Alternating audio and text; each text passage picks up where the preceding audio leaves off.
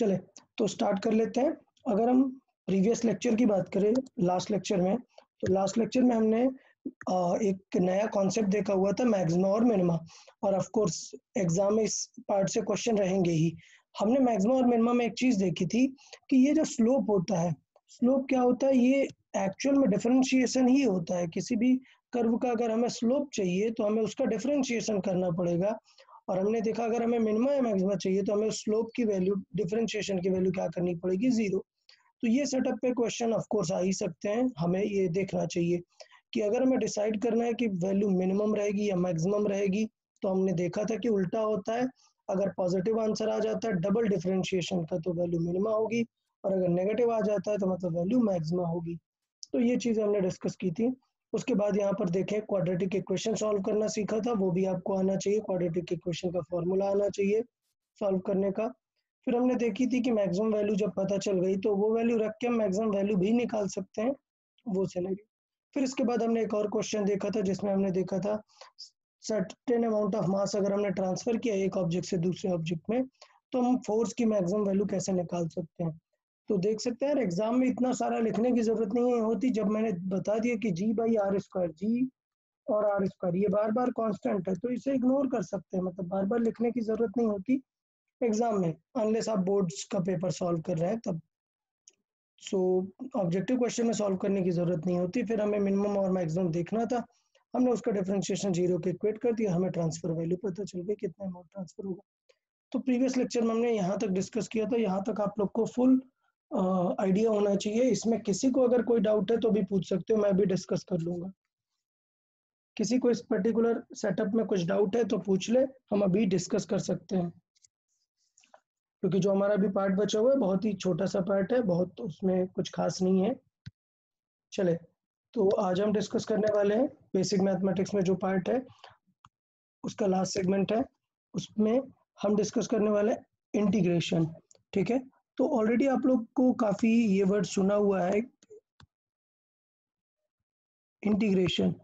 अच्छा, इंटीग्रेशन का इंग्लिश में मीनिंग क्या है, किसी चीज को इंटीग्रेट करना मतलब एक्यूमुलेट करना। मतलब सपोज मैंने छोटे छोटे बॉक्स किए और मैंने बोला कि यार इससे इंटीग्रेट करके एक बड़ी डिवाइस बना दो। तो इंटीग्रेट करने का मतलब ये है कि उन सारी चीजों को एक्यूमुलेट करना। और यहाँ पर इंटीग्रेशन का जो हम मीनिंग है वो एग्जैक्टली यही मीनिंग है। जब हम इसका फिजिकल सिग्निफिकेंस देखेंगे कि इंटीग्रेशन का जो एक्चुअल मीनिंग है वो यही है कि एक्यूमुलेट करना। अच्छा, अब बात करते हैं कि इंटीग्रेट करने के दो मेथड होते हैं, हम दो तरीके से इंटीग्रेशन पे फोकस करने वाले हैं। तो वो दो मेथड क्या है इंटीग्रेशन के। पहला एक मेथड है जिसको हम बोलते हैं डेफिनेट इंटीग्रल, या पहले पहले बात कर लेते हैं इनडेफिनेट के लिए। तो पहले बात कर लेते हैं इनडेफिनेट के लिए। ठीक है, पहला मान लेते हैं इनडेफिनेट है और दूसरा मान लेते हैं डेफिनेट है। अब दोनों वर्ड से फिक्स है।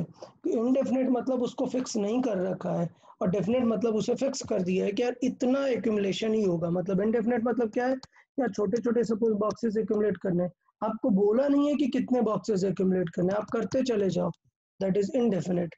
बट डेफिनेट का मतलब है कि आपको बोल दिया है कि यार ऐसा करो, 4th वाले बॉक्स से लेके 9th नंबर के बॉक्स तक का एक्यूमुलेशन बताओ हमें। तो डेफिनेट हो गया मतलब एक लिमिट हमें लगा के देगा, और इनडेफिनेट की कोई भी लिमिट नहीं है। तो डेफिनेट में एक वर्ड हमें थोड़ा सा ध्यान में आता है, वो है लिमिट। लिमिट जरूर रहेगी वहां पे कि इतना ही हमें कैलकुलेशन करनी है, इतनी हमें चीजें डिस्कस करनी है। ठीक, तो ये हमारा इंटीग्रेशन का मेन पार्ट था। अभी बात करते हैं इंटीग्रेशन एक्चुअली में है क्या, दोनों डेफिनेट हो या इनडेफिनेट हो। तो मैंने बताया कि जो डिफरेंशिएशन है उसका जो इनवर्स फॉर्मेट है वो इंटीग्रेशन होता है। मतलब अगर हम सिंपल सी बात करें तो इंटीग्रेशन इट इज, और just right, integration is inverse operation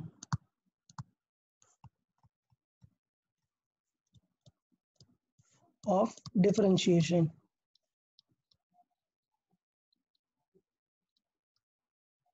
so inverse operation of differentiation का मतलब क्या है, मतलब ये सिंपल सा समझे।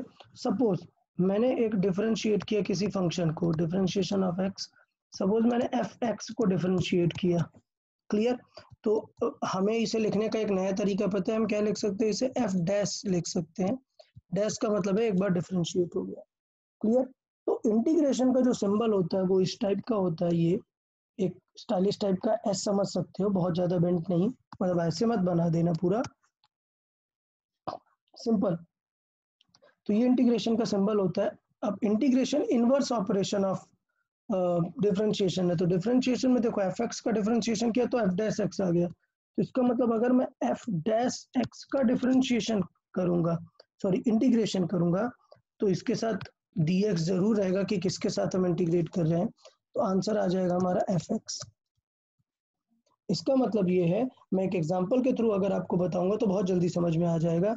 सपोज 3x² का डिफरेंशिएशन क्या आएगा, देखें इसका डिफरेंस, या लेट्स से इसका डिफरेंशिएशन हो जाएगा 3 और x² का हो जाएगा 2x। क्या आएगा इसका डिफरेंशिएशन, 6x। तो अगर मैं क्वेश्चन पूछूं integration of 6x, integration of 6x, तो क्या आएगा आंसर, आंसर आएगा 3x²। कैसे आएगा वो हम अभी देखते हैं, बट ये कंफर्म है कि इंटीग्रेशन होता है डिफरेंशिएशन का जस्ट उल्टा। तो कभी आपको डाउट हो तो आप क्या करो, डिफरेंशिएशन तो सीख लिया है बहुत ज्यादा, तो डिफरेंशिएशन करके चेक कर सकते हैं कि आंसर आपका करेक्ट है या नहीं है। किसी को कुछ डाउट इस सेगमेंट में जो मैंने जस्ट यहाँ पर अभी बताया कि किस तरीके से इनवर्स का उल्टा हुआ है। ओके, तो इंटीग्रेशन का सिंपल मीनिंग क्या है, integration is a inverse operation of differentiation, मतलब उसका उल्टा चलेगा। अब हम बात करते हैं कि मीनिंग एक्चुअली फीलिंग क्या है इसका। जैसे हम बात सर करें डिफरेंशिएशन का काम क्या था, डिफरेंशिएशन था स्लोप ऑफ अ कर्व, तो उस तरीके से, सर या सर अभी 3x² का इंटीग्रेशन क्या होगा फिर?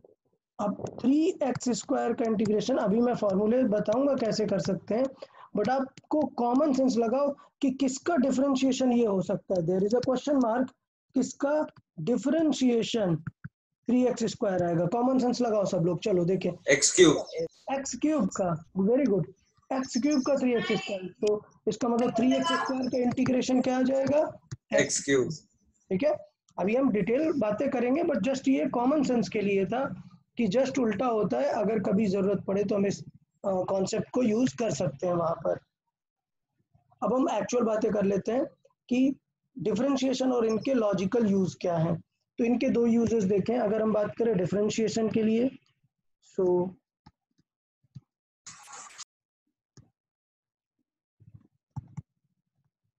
अगर हम बात करें डिफरेंशिएशन और इंटीग्रेशन के, तो देखिए दोनों का काम क्या है। अगर मैं एक ग्राफ बनाऊं, अगर मैं एक ग्राफ बना देता हूं, लेट्स से ये रैंडम ग्राफ, और सेम यहाँ पर भी एक ग्राफ बना लेते हैं, तो देखिए दोनों का पर्पस क्या है। पर्पस ये है कि अगर मैंने इस ग्राफ को डिफरेंशिएट किया, यहाँ पे सपोज ये है y और ये है x, तो ये ग्राफ क्या हो जाएगा, ये ग्राफ हो जाएगा y as a function of x, मतलब y वर्सेस x ग्राफ है, हमें पता नहीं है कि क्या ग्राफ है ये, डन। तो डिफरेंशिएशन बताता है हमें ये स्लोप, सपोज हमने रखा ये पॉइंट, क्या है ये पॉइंट रखा है कुछ है, ये पॉइंट है p, क्लियर। तो अगर मैं x की वैल्यू p रख दूंगा तो हमें p पॉइंट पर क्या पता चल जाएगा, स्लोप। सो स्लोप एट पॉइंट p, अगर हमें p पॉइंट पर स्लोप चाहिए तो वो क्या हो जाएगा, वो हो जाएगा dy/dx, और वैल्यू क्या रख देंगे, x is equal to p रख देंगे।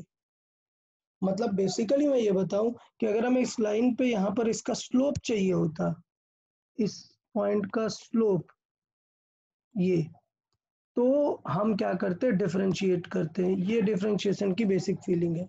और इंटीग्रेशन की बेसिक फीलिंग है, सपोज हमने इस पॉइंट से इंटीग्रेट किया ए से लेके बी तक, तो इंटीग्रेशन हमें बताता है एरिया।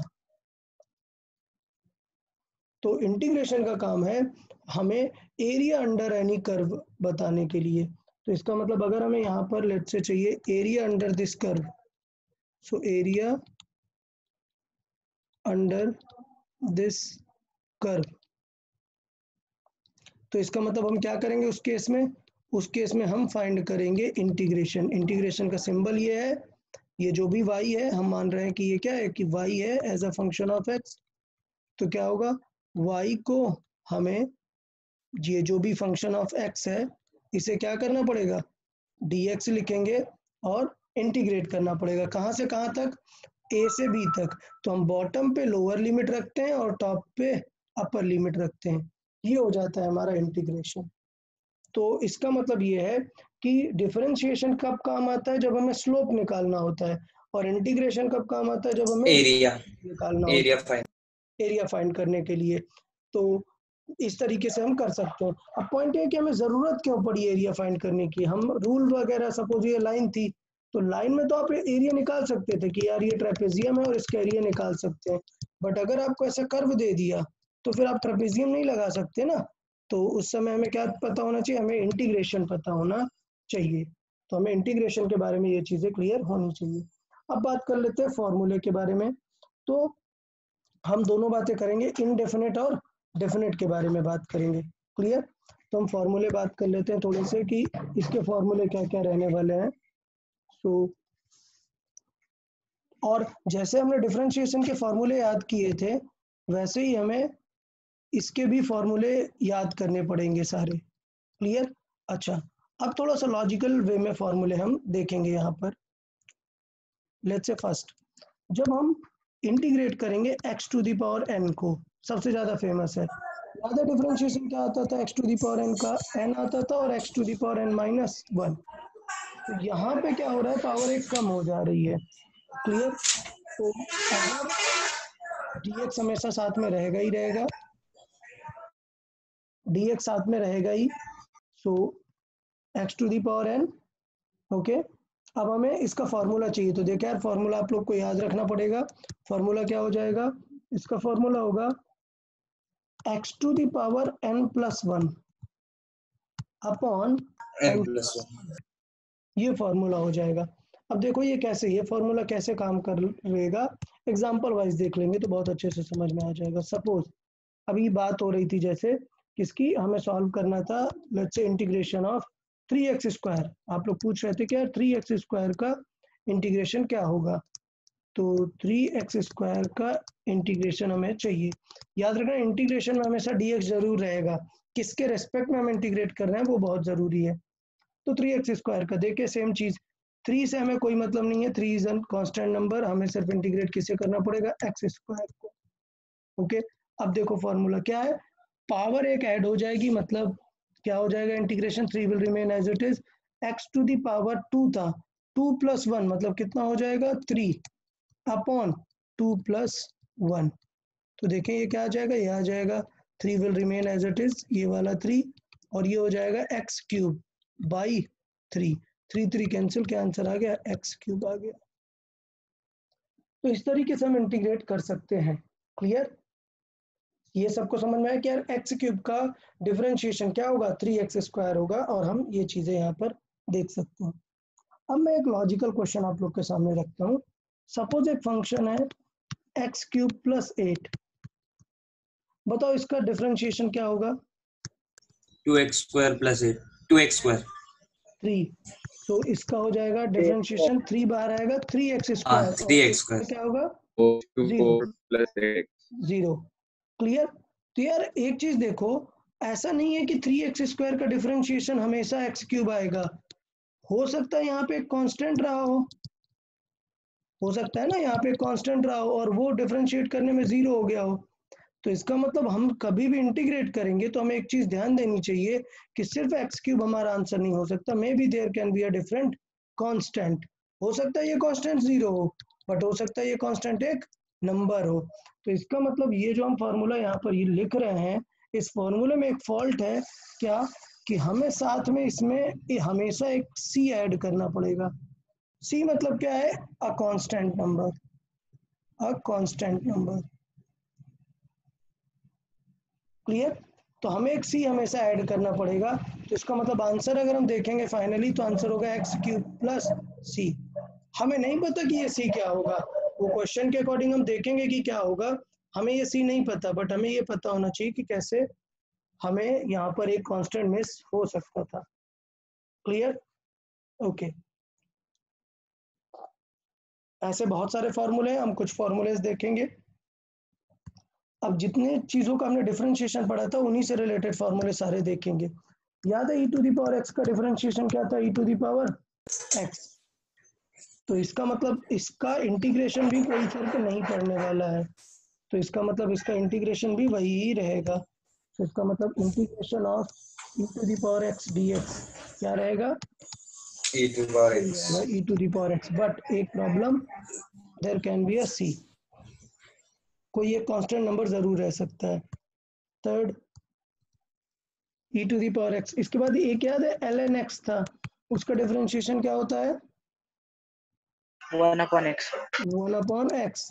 तो ln x का डिफरेंशिएशन होता है 1/x। तो इसका मतलब 1/x का अगर हम करेंगे इंटीग्रेशन तो क्या आना चाहिए? ln x आना चाहिए। तो ये भी एज अ फॉर्मूला करेंगे, 1/x dx का अगर इंटीग्रेट करेंगे तो क्या आएगा? ln x plus c। अच्छा, अगर हम बात करें 1/x तो इसका मतलब है क्या? 1/x⁻1, इसका मतलब ये x⁻−1 लिखा है ना। तो अगर मैं इसको x⁻n+1 के फॉर्मूले से करूं तब तो आंसर गलत आ जाएगा ना। तो इसका मतलब इसका अगर मैं x⁻−1 dx करूं, आंसर आप सोचो कि x⁻−1 + 1 करके कर दो, नहीं, गलत हो जाएगा ये तरीका। मतलब ये आपको याद ही रखना पड़ेगा कि x⁻−1 का क्या आता है? ln x आता है। तो इसका मतलब इस फॉर्मूले में मैं थोड़ा सा करेक्शन करूंगा, where n can not be -1। बाकी सब जगह वैलिड है, सिर्फ -1 के लिए वैलिड नहीं है, क्योंकि वो तो 1/x हो जाएगा ना, और 1/x का डिफरेंशिएशन तो क्या होता है? ln x होता है। तो ये चीज हमें थोड़ा सा ध्यान देनी पड़ेगी। Third formula. तो इस तरीके से हम x⁻n और ये सारी चीजें गेस कर सकते हैं कि क्या पॉइंट होने वाला है। अच्छा, इसमें जैसे हमने बात की थी कि अगर एक कांस्टेंट नंबर है तो उसे डिस्टर्ब नहीं करेंगे। मतलब लाइक अगर मैं बात करता हूँ let's say integration of sum k into x⁻n dx, तो क्या होगा? k will remain as it is. Solve सिर्फ किसको करेंगे? x⁻n dx को। तो इसका मतलब क्या आंसर आ जाएगा?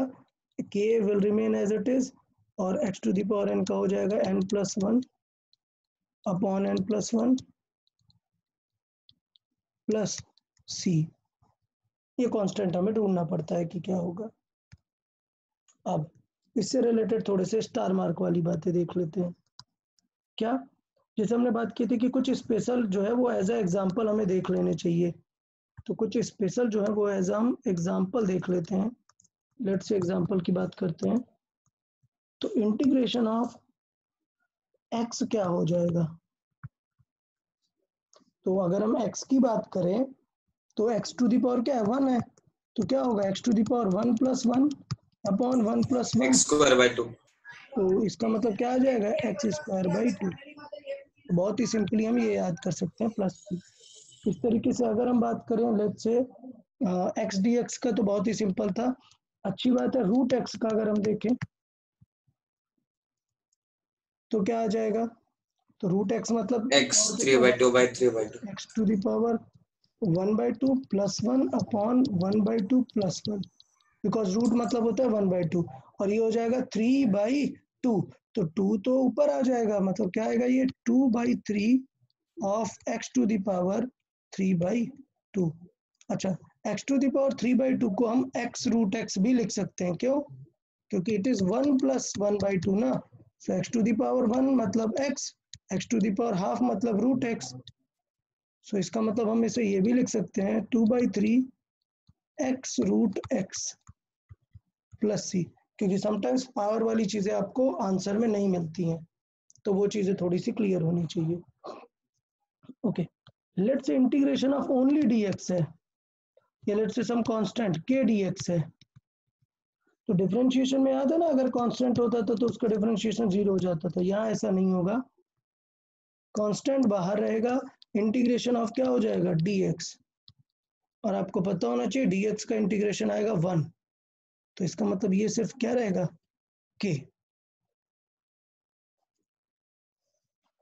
मतलब ये कुछ ऐसा है कि सोचो आपके पास k इंटू एक्स था और आपने डिफरेंशिएट किया तो क्या बन गया, k बन गया। तो इसलिए k का डिफरेंशिएशन क्या आएगा, k इंटू एक्स। तो dx का डिफरेंशिएशन क्या हो जाएगा, k इंटू एक्स। एक्स का एक्स स्क्वायर बाई 2 आया, बट सिर्फ dx का क्या आएगा, x आएगा प्लस c। मतलब अगर हम सिर्फ dx लिख दें यहाँ पे, सिर्फ dx, तो उसका आंसर क्या आएगा, x plus c।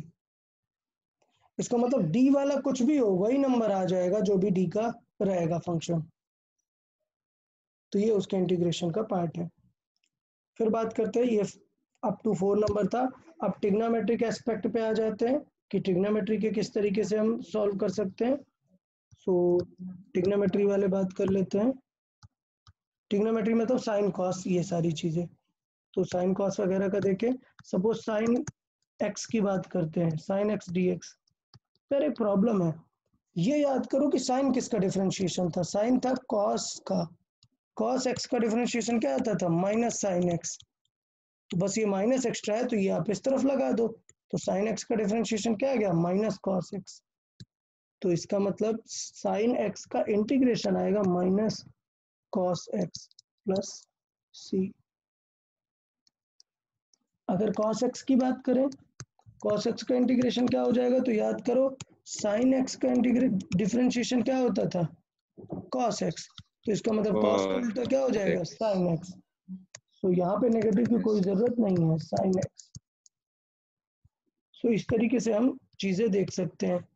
Let's say और कुछ फॉर्मूले देख लेते हैं tan cot के बारे में।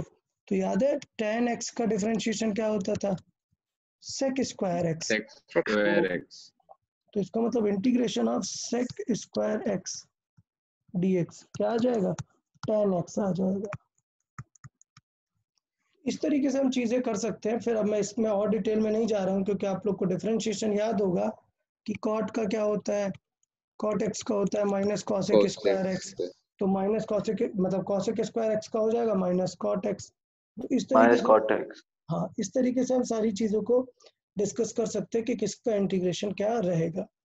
तो ये जो हमने पार्ट डिस्कस किया, ये फॉर्मूले आपको थोड़े से माइंड में रहने चाहिए और फिर इन पे बेस्ड हम कुछ एग्जांपल भी कर लेते हैं। तो एक बार पहले मैं पूरा स्टार्टिंग से स्क्रॉल करूंगा, आप लोग देखें, किसी को कुछ डाउट आ रहा है किसी सेगमेंट में तो तुरंत पूछेंगे, ओके। तो अभी जो हमने फॉर्मूले डिस्कस किए हैं वो किन के लिए डिस्कस किए हैं, इनडेफिनेट के लिए, क्लियर। अच्छा, साथ में ही थोड़ा सा पढ़ लेते हैं डेफिनेट में क्या होगा, फिर हम पूरा चीजें समराइज कर लेंगे डेफिनेट इंटीग्रल की।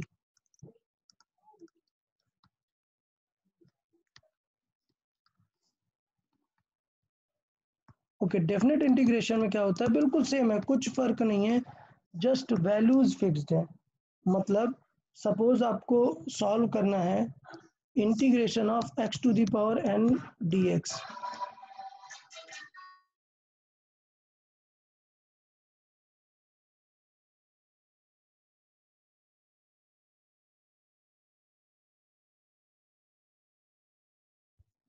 तो ये जो a है हमारा, इसको हम बोलते हैं लोअर लिमिट। लोअर लिमिट मतलब आपको इंटीग्रेशन कहाँ से कहाँ तक करना है, और इसको बोलते हैं अपर लिमिट। Upper limit. अब सब लोग ध्यान देना, डेफिनेट इंटीग्रेशन कैसे सॉल्व करते हैं। डेफिनेट इंटीग्रेशन में सॉल्व करने में कुछ उसमें अलग से काम नहीं करना है, फॉर्मूला वही रहेगा, क्या रहेगा, x to the power n plus 1 upon n plus 1 और प्लस c। प्रॉब्लम ये है कि इस पे हम एक लिमिट रखेंगे, लिमिट क्या रखेंगे, a टू b। ठीक, अब लिमिट का मतलब क्या होता है, लिमिट का मतलब समझे, लिमिट लिमिट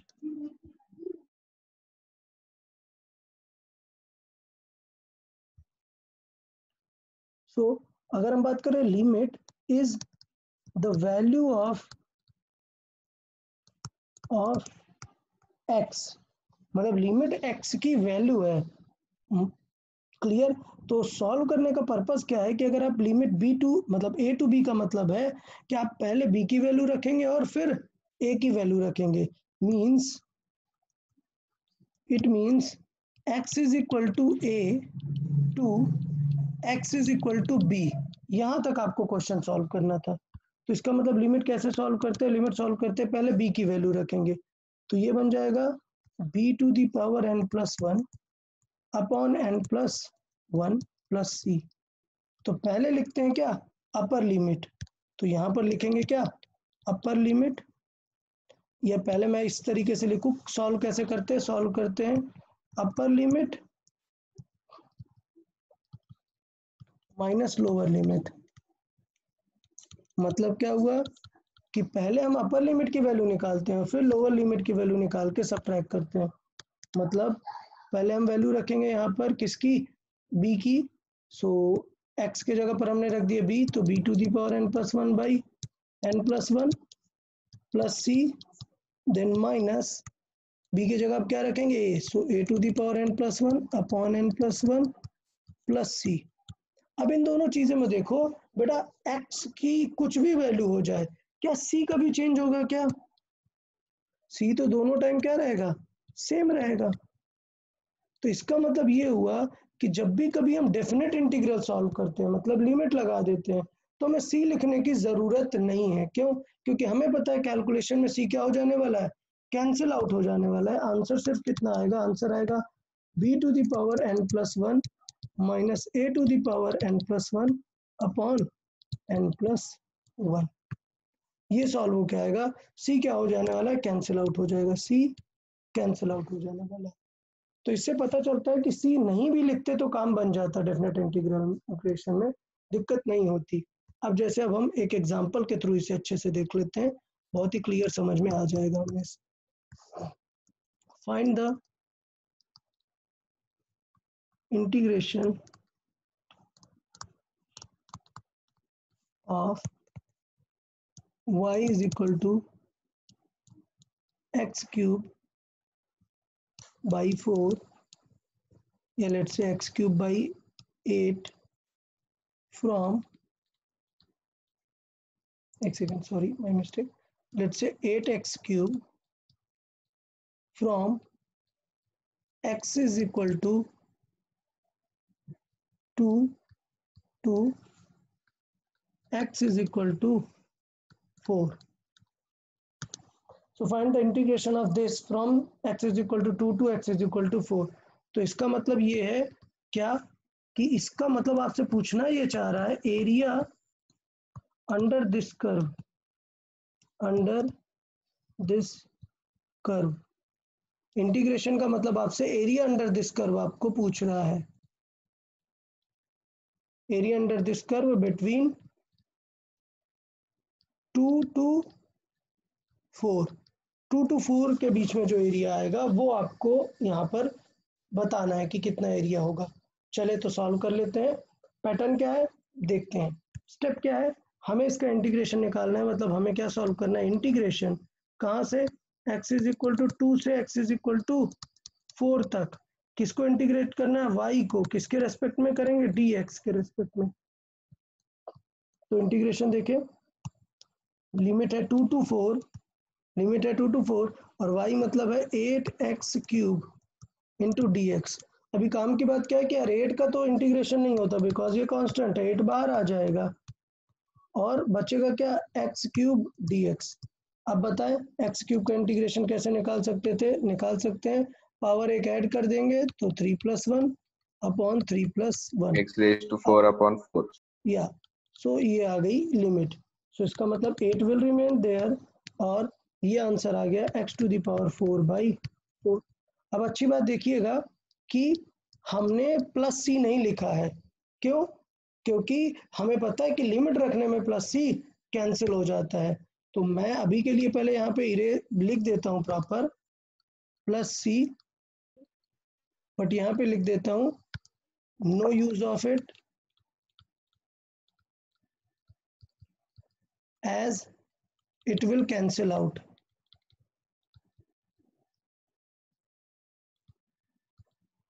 ओके तो ये पॉइंट हुआ। नंबर 2, क्या ये 4 डिस्टर्ब होगा क्या? नहीं, वैल्यू तो हम सिर्फ किस में रखने वाले हैं? x में रखने वाले हैं ना। तो इसका मतलब चाहिए तो आप 4 को भी बाहर निकाल सकते हो क्योंकि लिमिट सिर्फ किसकी है? x की है। So x to the power 4, 2 to 4 limit है।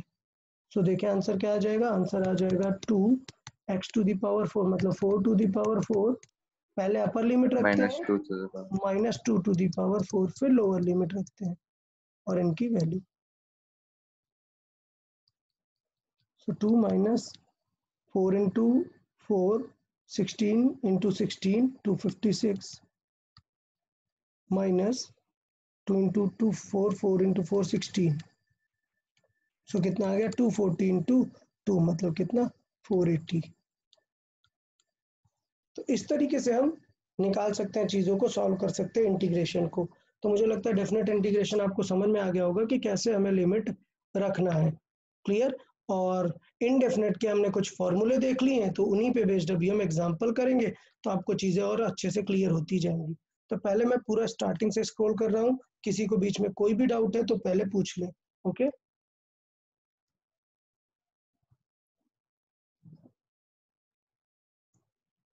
सबसे पहले इंटीग्रेशन के दो टाइप, इनडेफिनेट और डेफिनेट। फिर हमने बताया कि integration is a inverse operation of differentiation, मतलब अगर f(x) का डिफरेंशिएशन किया और f'(x) आ गया तो f'(x) का इंटीग्रेशन करेंगे तो fx आ जाएगा। डिफरेंशिएशन में डिवाइड बाय dx करते हैं, इसलिए इंटीग्रेशन करने में इनटू dx करते हैं। तो ये चीज़ यहाँ पर ध्यान दें कि जैसे डिफरेंशिएट करने में हम क्या करते हैं, डिवाइड बाय dx करते हैं, वैसे ही इंटीग्रेट करने में इनटू dx करते हैं। ये दो चीजें याद रखनी है। तो ये आ गया। फिर हमने बात की कि डिफरेंशिएशन और इंटीग्रेशन के बेसिक मीनिंग क्या है। तो डिफरेंशिएशन का काम आता है जब कभी स्लोप वगैरह निकालना होगा। स्लोप एट एनी पॉइंट होता है dy/dx, मतलब डिफरेंशिएशन, और वो वैल्यू रख देंगे। जबकि इंटीग्रेशन का मतलब होता है एरिया अंडर द कर्व, और उसमें क्या यूज करते हैं हम, डेफिनेट इंटीग्रल यूज करते हैं, जिसमें हम लिमिट रखते हैं लोअर टू अपर।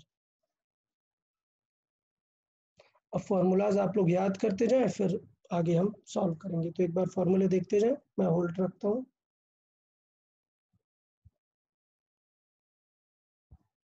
फॉर्मूला अभी याद रखना है, और ये बहुत ही इंपॉर्टेंट क्राइटेरिया है कि x⁻⁻1 नहीं हो जाना चाहिए। ये काफी इंपॉर्टेंट सेगमेंट है। क्यों? क्योंकि अगर -1 हो जाता है तो एकदम अलग ही पार्ट बन जाता है, वो हमारा किसके अंडर में आ जाता है, फिर वो ln(x) के अंडर में आ जाता है, ये जो हमने यहाँ पर लिखा है। बिकॉज 1/x का क्या होता है ln(x). स्टूडेंट से बहुत ज़्यादा गलती होती है ln(x) वाले में, कि 1/x को भूल जाते हैं, ln(x) नहीं लिखते।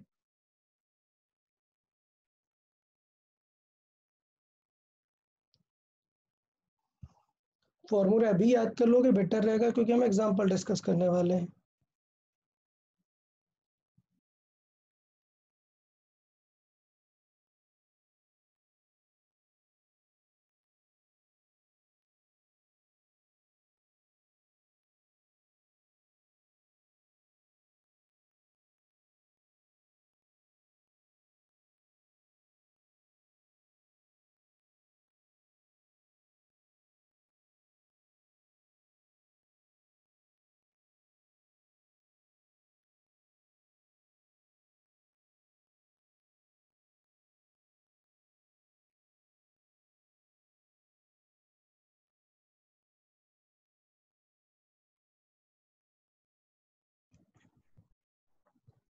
तो ये थोड़ा सा ध्यान देना है।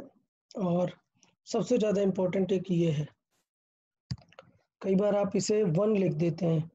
याद रखना सिर्फ अगर dx होगा तो थोड़ा सा उसका ध्यान दें, उसका इंटीग्रेशन जो होगा वो x हो जाएगा।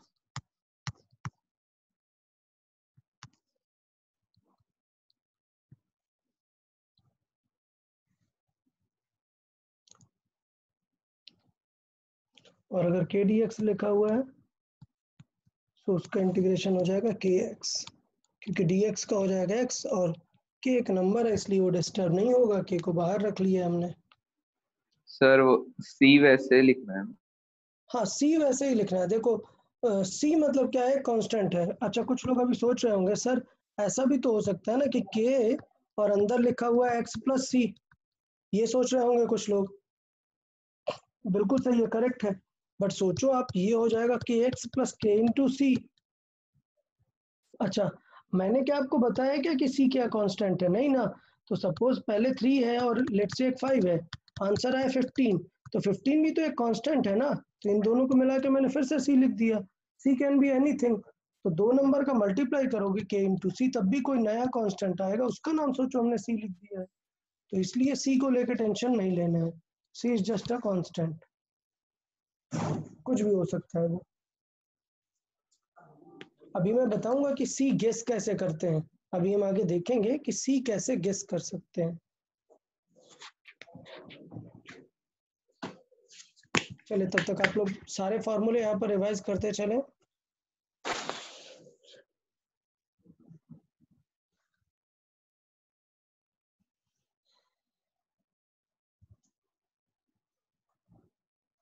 फॉर्मूले हमेशा विद लॉजिक याद करेंगे तब लॉन्ग टर्म रह पाते हैं।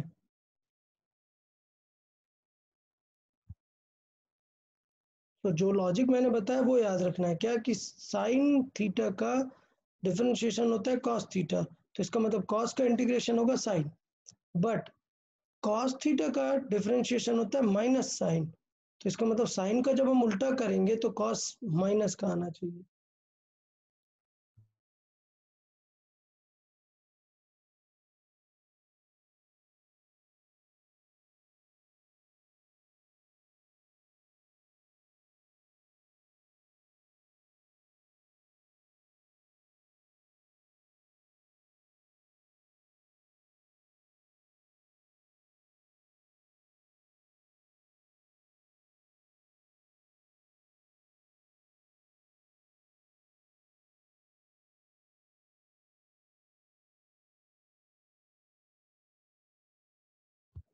किसी को डेफिनेट इंटीग्रेशन में डाउट रहे तो पूछ सकते हो तुरंत।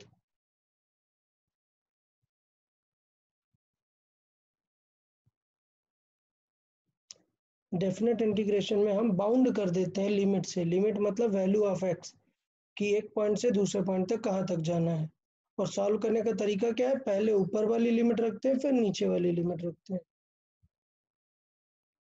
बाकी फॉर्मूले जो इंडेफिनेट के थे वही फॉर्मूले ही रहेंगे।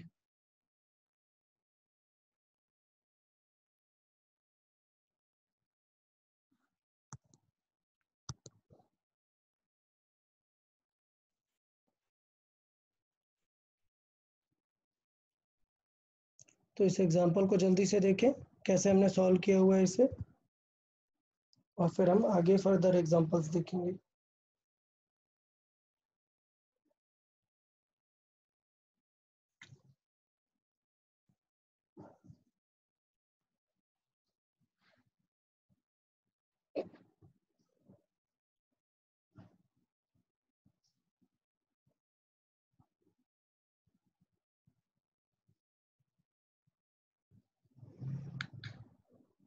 ओके चले,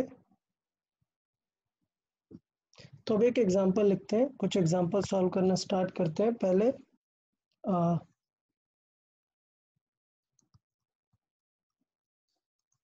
सर लास्ट स्टेप में सिर्फ x की वैल्यू सब्स्टिट्यूट किया है ना, 4 और 2। लिमिट का मतलब ये होता है x की वैल्यू सब्स्टिट्यूट करनी है, तो पहले 4 सब्स्टिट्यूट किया, then minus lower value substitute की 2। Okay Okay, so let's see the example. Find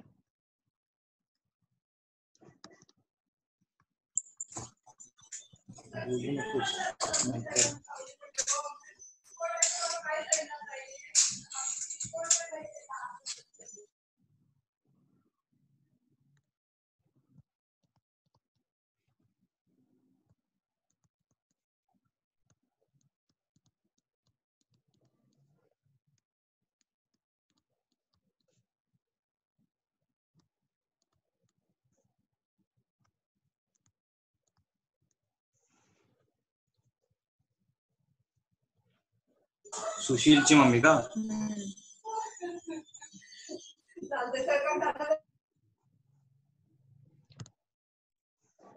okay, तो सॉल्व करें यार, ये integration of this particular equation आपको सॉल्व करना है।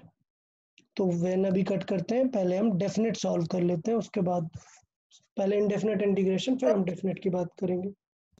सर आंसर किधर दिए?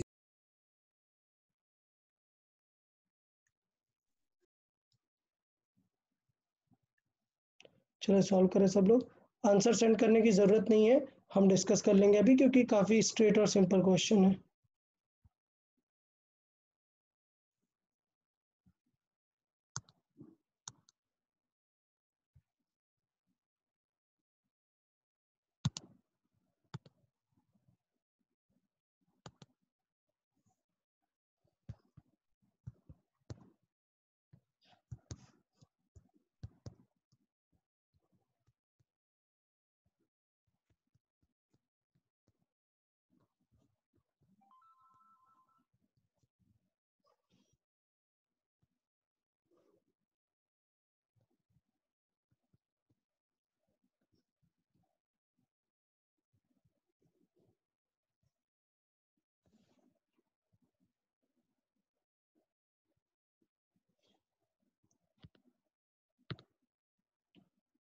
Okay, so I guess enough time. हमें क्या फाइंड करना है, इसका इंटीग्रेशन फाइंड करना है। मतलब कैसे लिखेंगे इसे, इंटीग्रेशन ऑफ y dx, इस तरीके से हम लिखते हैं इसे। इंटीग्रेशन को लिखने का तरीका ये होता है। तो क्या पैटर्न हो जाएगा, पहले लिखेंगे y की जगह पर क्या है, 3x² plus 8x minus 7 dx। Okay, तो इसका मतलब ये हुआ कि इंटीग्रेशन भी वैसे ही करते हैं, अलग अलग सबको सॉल्व कर सकते हैं। मतलब इंटीग्रेशन ऑफ 3x² dx अलग कर सकते हैं, plus integration of 8x dx अलग कर सकते हैं, माइनस इंटीग्रेशन ऑफ 7 dx अलग कर सकते हैं। इस तरीके से अलग कर सकते हैं, ठीक है, तो कोई प्रॉब्लम नहीं है। चलो अब सॉल्व कर लेते हैं। 3 will remain as it is और x² का इंटीग्रेशन क्या हो जाएगा, पावर एक ऐड होगी, मतलब 2 + 1 अपॉन 2 + 1। ओके, ये हुआ, प्लस फिर 8 और x का इंटीग्रेशन, x मतलब पावर कितना है 1, 1 मतलब 1 + 1, 1 + 1, देन माइनस 7 तो बाहर आ जाएगा और dx का इंटीग्रेशन सिर्फ क्या होगा, x, जस्ट अभी हमने देखा। अच्छा, सब में एक c आएगा साथ में, तो देखो मैंने सब में c नहीं लिखा, मैंने लास्ट में एक c लिख दिया, क्योंकि मैंने बताया कि सपोज कुछ भी आए 2 3 5 ऐड करोगे, जब इनको कुछ भी करोगे तब भी तो एक नंबर ही आने वाला है ना। तो let's say that number after final addition of all is c। तो अभी देखे सॉल्व करें क्या आ गया इक्वेशन, यहाँ पे आ गया 3x³ / 3 plus 8x² / 2 minus 7x plus c। So final अगर कंपेरिजन देखें, it is x³ plus 4x² minus 7x plus c। ये c एक नंबर है जो हमें नहीं पता है, इसके लिए क्वेश्चन में डेटा गिवन होता है, उसके बेस पे हम गेस कर सकते हैं कि वो वैल्यू क्या होगी। ओके ओके, तो सही है, आप लोगों ने काफ़ी अच्छे से सॉल्व किया। कुछ लोगों ने गलत किया, ये वाला पार्ट यहाँ पे dx का इंटीग्रेशन नहीं कर पाए।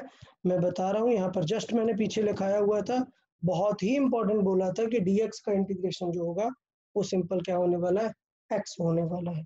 ओके, चलिए कुछ एग्जांपल और देखते हैं, देखें आप लोग को थोड़ा सा हैबिट में आया है या नहीं।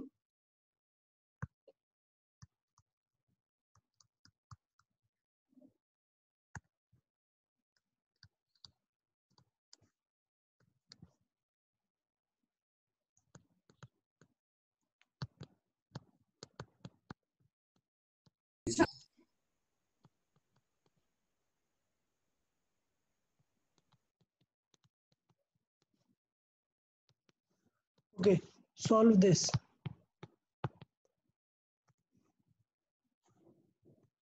Okay, everyone, solve this. No need to answer in the chat box, just solve it by yourself. I'll just check. ये क्यूब रूट एक्स लिखा हुआ है, ठीक है, पहला स्टेटमेंट जो है that is cube root x. इसका मतलब ये है कि स्क्वायर रूट एक्स नहीं है, ये जब कुछ नहीं लिखा that means it is a square root x. Cube root x मतलब है इसे x⁴ लिख सकते हैं 1/3। सो ये थोड़ा सा आप लोग को ध्यान देना पड़ेगा कि ये लिखा हुआ है एक्चुअली में इंटीग्रेशन ऑफ x⁴ 1/3 dx लगा दो, plus integration of 1/x² dx।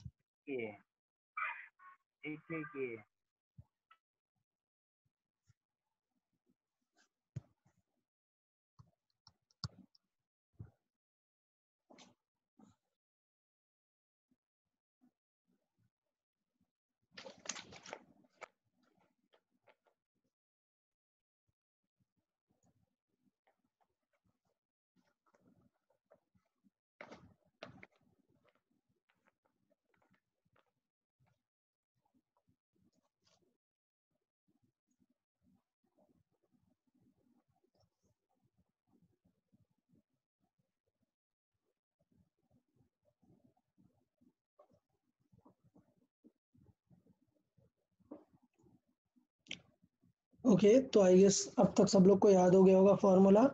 यहाँ पर simple x to the power 1/3 है। फॉर्मूला क्या है?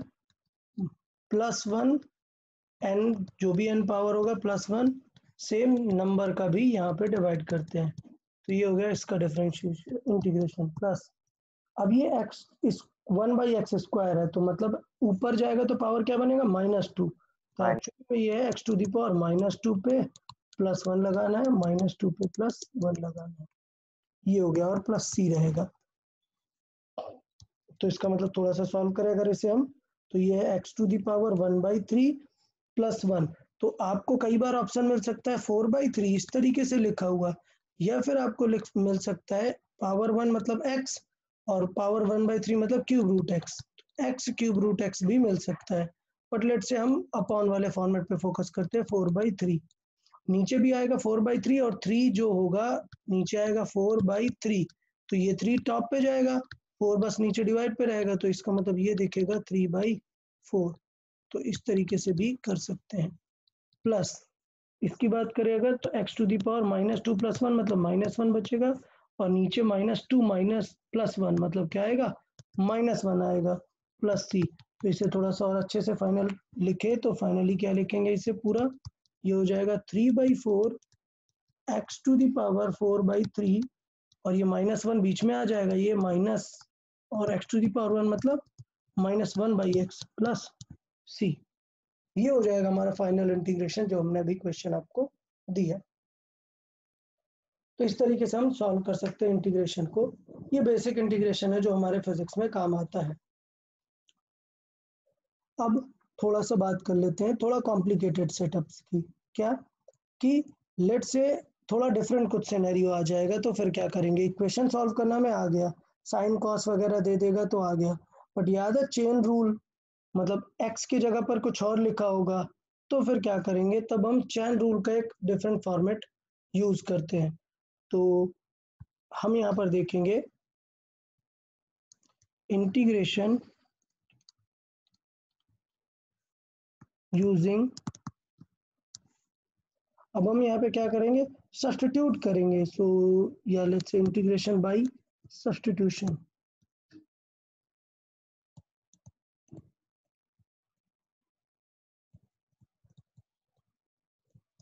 मतलब क्या है इंटीग्रेशन बाय सब्स्टिट्यूशन का? मतलब क्या है? कई बार ऐसे इंटीग्रेशन आ सकते हैं जो आप गेस नहीं कर सकते। मतलब x to the power n नहीं लिखा होता है, x plus suppose 4 to the power n लिखा हुआ है, तो आप नहीं कर पाएंगे ना।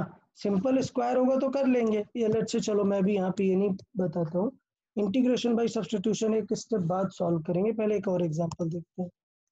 सपोज आपको ये एग्जांपल दिया हुआ है,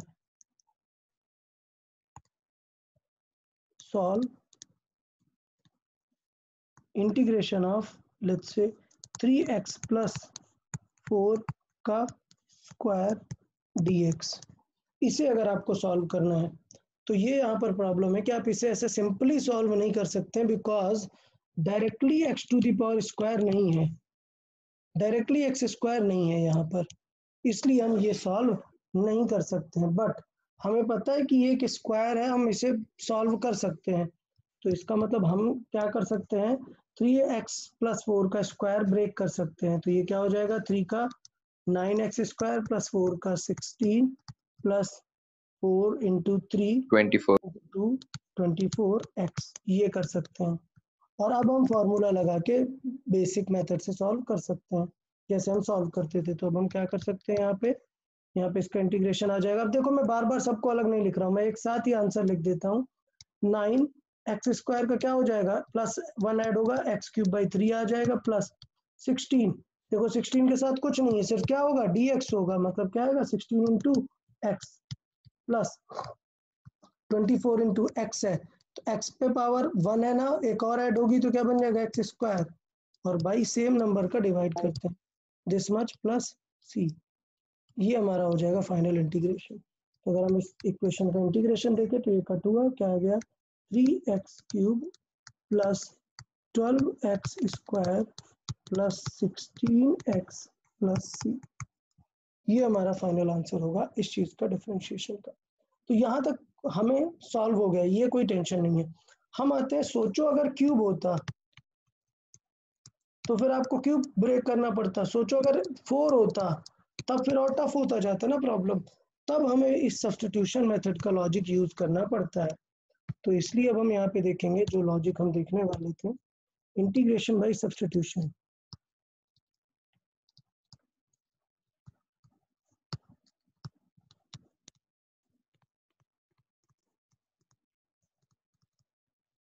इंटीग्रेशन बाय सब्स्टिट्यूशन का मतलब क्या है, देखें एग्जांपल के थ्रू इस चीज को समझेंगे। Example,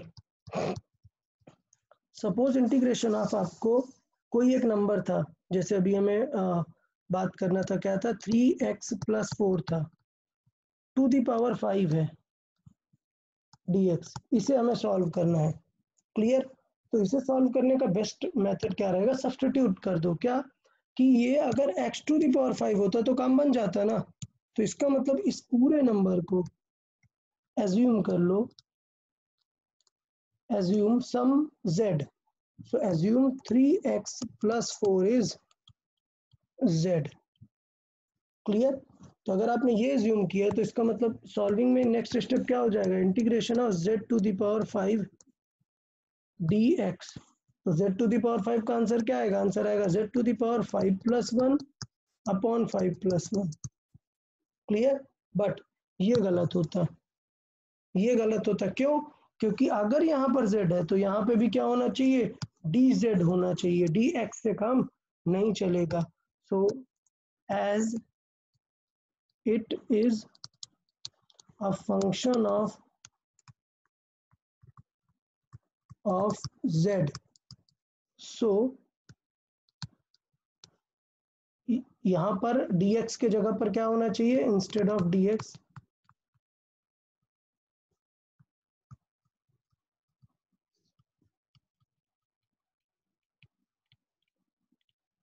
it should be dz। तो फिर हम सॉल्व कर सकते थे फॉर्मूला अपना। तो यहाँ पर dx के जगह क्या होना चाहिए, dz होना चाहिए। तो कैसे dz निकाले, ये जो हमने एजम्पशन की है ना, इसी को डिफरेंशिएट कर दो। Okay Sujit, you have any doubt? Yes, sir. Sir, Yeah. we can write 3x + 4 is equal to x. Can we write? 3x + 4 is equal to what, x? Yes, sir. No, that will create a lot of confusion na, कि whether this new x is x or not. You cannot say कि 3x + 4 is equal to x. It can never be na, because there is 3x. तो assumption में आपको same number नहीं use कर सकते.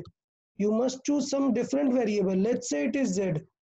क्योंकि अगर x लिख दिया that means इक्वेशन ही गलत हो गई ना। आप ये बोल रहे हो कि लाइक 4 + 7 सर 4 लिख दें क्या, not possible. You can write something else, let's say sir ये p है, p can be any number, p can be, so depending upon the situation p will have a value. अब देखिए differentiate करेंगे, तो याद है डिफरेंशिएट कैसे करते थे, dx लगा के dx/d जो जिसके रेस्पेक्ट में करेंगे। तो जब हम डिफरेंशिएट करेंगे तो 3 will remain as it is, और d को x को क्या लिख सकते हैं, dx। ये डिफरेंशिएशन का रूल हो गया। प्लस 4 का डिफरेंशिएशन तो क्या आ जाएगा 0, और z का डिफरेंशिएशन क्या आएगा, dz।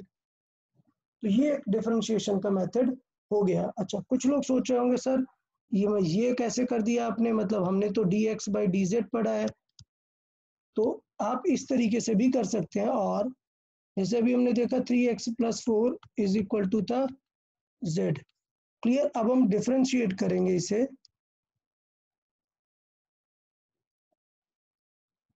With respect to z। तो z के रेस्पेक्ट में करेंगे, x का डिफरेंशिएशन होगा क्या, नहीं, x will remain as it is dx/dz। 4 तो एक नंबर है, 0 हो जाएगा, और z का क्या हो जाएगा, 1। So if you see z यहाँ पे फिर से मल्टीप्लाई होगा, और एट देन यही आ जाएगा 3dx = dz। अच्छा, अब बात करते हैं कि सब्स्टिट्यूट कर देते हैं हम। जैसे हमने z to the power 5 solve किया, अब dx हमें चाहिए, तो देखो dx मिल गया ना, कितना है, dz/3। तो ये लिख सकते हैं dz/3 यहाँ पर। तो देखो अब आंसर क्या आ जाएगा, 1/3 will remain as it is, integration of z to the power 5/dz। तो अब करेक्ट आंसर आएगा कि अब हम इंटीग्रेट कर सकते हैं, मतलब 1/3 will remain as it is और x to the power 5 + 1 upon 5 + 1 z to the power. तो इसका मतलब फाइनल आंसर देखिए क्या हो जाएगा, 5 + 1 क्या हो जाएगा 6, सो 1/3 × 6 और z टू द पावर 6। अच्छा इनिशियल चले जाओ, z हमने किसे अज्यूम किया था 3x + 4 को, तो फाइनल आंसर देखिए दिखेगा 1/18 3x + 4 to the power 6 plus c कुछ हो सकता है, हमें ये नहीं पता, c के बारे में हमें नहीं पता, इतना हम बोल सकते हैं। तो ये एक डिफरेंशिएशन मेथड था कि हमने सब्स्टिट्यूट किया। पहले सब लोग स्टेप्स देखेंगे क्योंकि ये एकदम नया है आपके लिए, बिल्कुल न्यू है कैसे करना होता है। अगर कभी भी ऐसा कुछ आ जाए कि direct x to the power something नहीं है, तो हमें क्या करना है, सब्स्टिट्यूशन मेथड यूज करना है। हमने जो एक वैल्यू है उसे कुछ नई वैल्यू z मान लिया, वहां से उसका डिफरेंशिएशन सॉल्व किया और dx को रिप्लेस कर दिए। तो एक बार देखें ये क्वेश्चन, कुछ डाउट हो तो बताएं।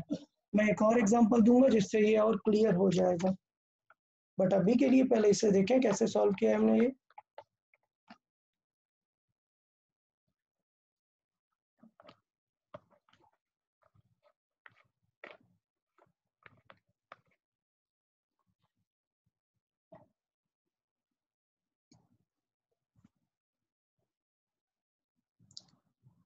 तो मुझे लगता है ये क्लियर होगा। चले प्रीवियस एग्जांपल ही अब हम इस मेथड से कर लेते हैं, जैसे हमने प्रीवियस एग्जांपल किया था ना, इस मेथड से करते हैं सॉल्व इंटीग्रेशन ऑफ, क्या था क्वेश्चन प्रीवियसली देखें, 3x + 4 का स्क्वायर था, सॉल्व 3x + 4 का स्क्वायर। हमें ये सॉल्व करना है यूजिंग सब्स्टिट्यूशन मेथड।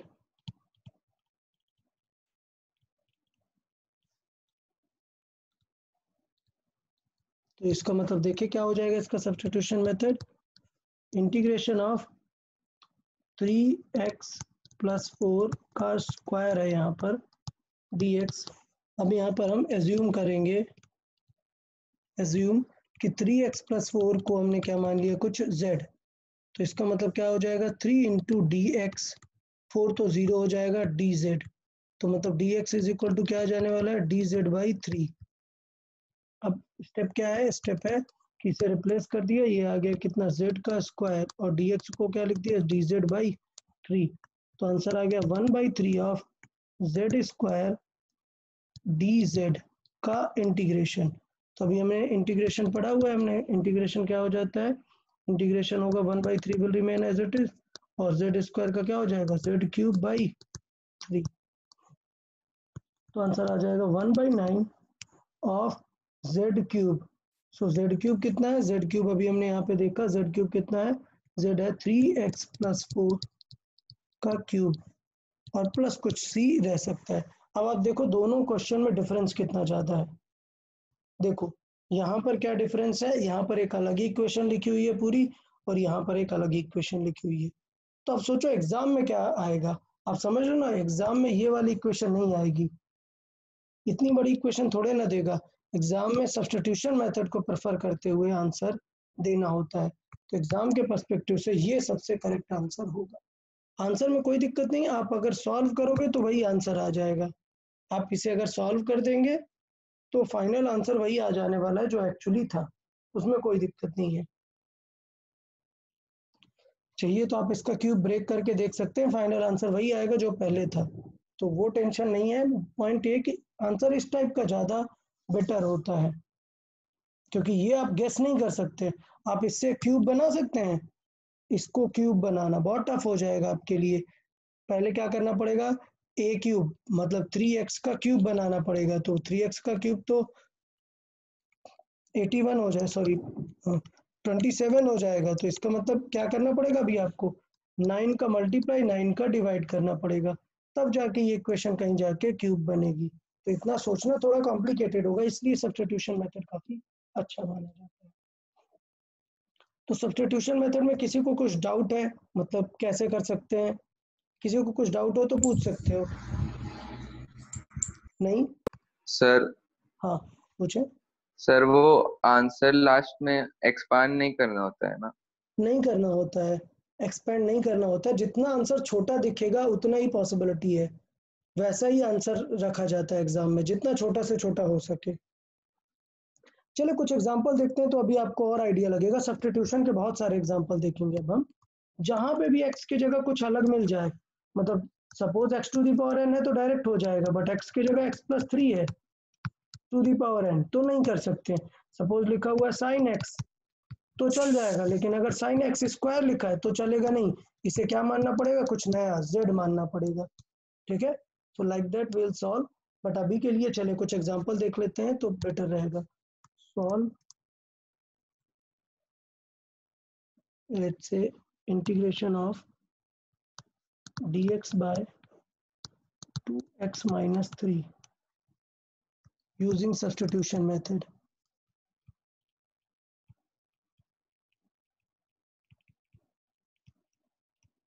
सॉल्व करें तो बताओ यार, इस बार किसे एज्यूम करना पड़ेगा हमें? 1/2x-3। उसको नहीं, 1 बाई को नहीं, सिर्फ नीचे वाले को करो ना, क्योंकि 1/x का हमें ऑलरेडी आता है ना डिफरेंशिएशन। तो इसको अगर हम एज्यूम करें तो रियल में हमें 1 बाई को एज्यूम करने की जरूरत नहीं है, सिर्फ इसी को एज्यूम करें। एज्यूम 2x minus 3 को एज अ z, तो डिफरेंशिएशन क्या आएगा, 2 रिमेन एज इट इज, क्या हो जाएगा dx, 3 का तो होगा 0 और dz z का, तो इसका मतलब क्या आ जाएगा, इसका आ जाएगा dx is equal to dz by 2। Clear, अभी सब्स्टिट्यूट कर देते हैं, तो सब्स्टिट्यूट करेंगे तो क्या आंसर आएगा, dx को लिख सकते हैं dz बाई 2, dz बाई 2, और नीचे 2x माइनस 3 को क्या लिख दिया z, तो ये 1/2 तो बाहर आ जाएगा। सो 1/2 तो बाहर आ गया, ये क्या लिखा हुआ है, integration of dz by dz। याद आ रहा है ये किस चीज का इंटीग्रेशन है, बताएं, 1/z या 1/x किस टाइप का इंटीग्रेशन होता है, ln ln x, very good, ln z, ln, तो 1/2 will ln remain z there, plus c। Answer हो जाएगा ln z प्लस c, और अगर और अच्छे से लिखे final answer, so it will be half ln, और z की वैल्यू थी 2x माइनस 3 प्लस। अच्छा, कभी कभी होगा ये जो बाहर ln में बाहर होता है वो अंदर रूट में जा सकता है, तो हम उसके अकॉर्डिंग वो भी लगा सकते हैं। ओके, चलो, तो ये हमारा पार्ट था जैसे हमने सब्स्टिट्यूशन को यूज किया। तो मैं चाहता हूँ अभी आप कंटिन्यू करें कुछ और सब्स्टिट्यूशन के एग्जांपल, अगर इसमें किसी को डाउट आ रहा हो तो पहले बताओ, अदरवाइज नेक्स्ट एग्जांपल आप कर ही नहीं पाओगे अगर आप डाउट क्लियर नहीं होगा यहाँ पर। सर ओके, ठीक है, चलिए नेक्स्ट एग्जांपल, या पूछे। सर वो 2dx is equal to dz कैसे आया? ओके, एक्चुअली देखो डिफरेंशिएशन के दो मेथड होते हैं, सुने, डिफरेंशिएशन के दो मेथड होते हैं, यहाँ पर सुनेंगे। सपोज है एक्स स्क्वायर प्लस 3, क्लियर, तो अगर मैं इसे मान रहा हूँ y, समझिएगा, अब मैं इसे डिफरेंशिएट करूंगा dy बाई डी एक्स, तो क्या आएगा, एक्स स्क्वायर का हो जाएगा 2x और 3 का हो जाएगा 0, मतलब आंसर आएगा 2x। यार इससे मैं इस dz को इधर मल्टीप्लाई भी तो करा सकता हूँ ना, so I can write it dy is equal to 2x into dx, लिख सकते हैं ना। तो इसका मतलब ये कि जब कभी आपको सिंगल लाइन में लिखना है, अपॉन में नहीं लिखना है, तो आप सिर्फ इस इक्वेशन को कैसे कर सकते थे, इस इक्वेशन को आप डायरेक्टली लिख सकते थे y is equal to x square plus 3, और ऐसे लिख सकते थे कि y का डिफरेंशिएशन हो गया dy, x का डिफरेंशिएशन हो गया 2x, बट इधर का dx साथ में आया होगा ना, इसलिए dx लिख देते हैं, और 3 का तो हो गया होगा 0। तो डिफरेंशिएशन को हमने जो हम ये मल्टीप्लाई इधर करने वाले हैं उसको ही हमने पहले से सोच के रख लिया।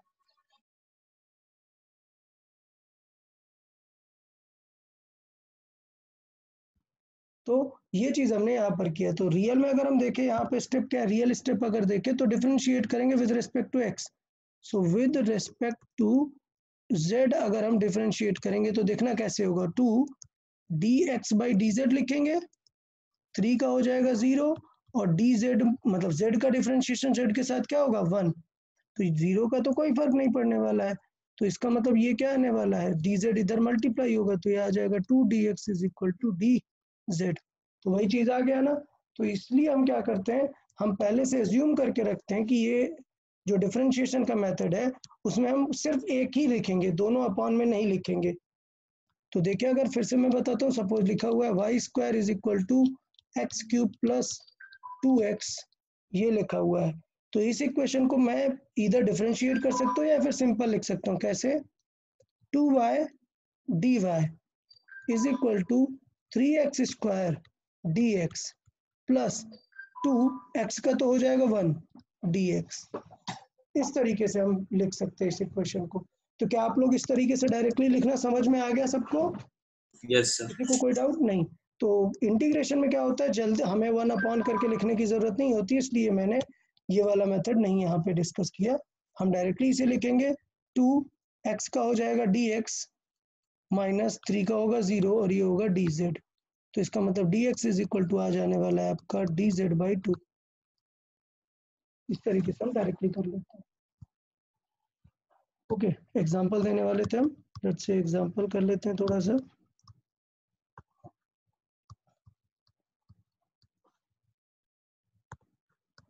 Solve integration of sine 4x dx। Solve करें।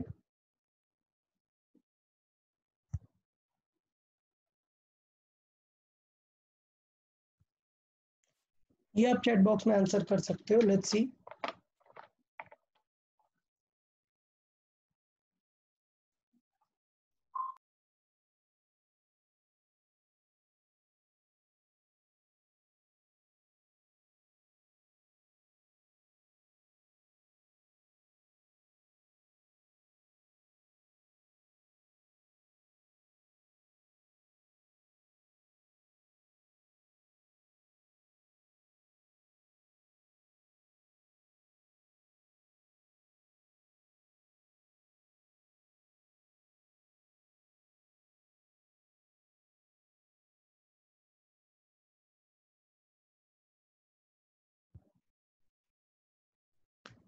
हमें इसे इंटीग्रेट करना है। वरद नॉट करेक्ट, आपने सिर्फ फॉर्मूला ब्रेक किया है, हमें इसे इंटीग्रेट करना है पूरा।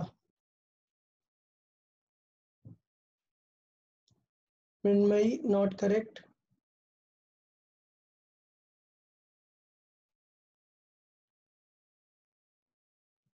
Prathamesh not correct. ओके, आप लोग समझ नहीं रहे हैं, हमें सब्स्टिट्यूशन मेथड से सॉल्व करना है यार। आप लोग क्या कर रहे हो, डायरेक्ट किए जा रहे हो।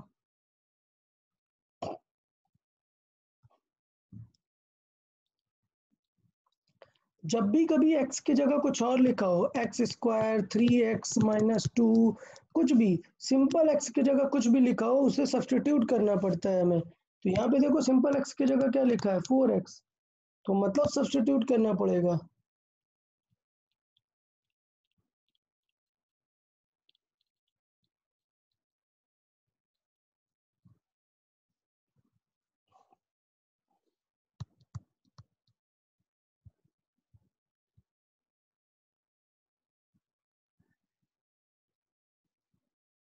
Okay, Aditya it's correct, very good.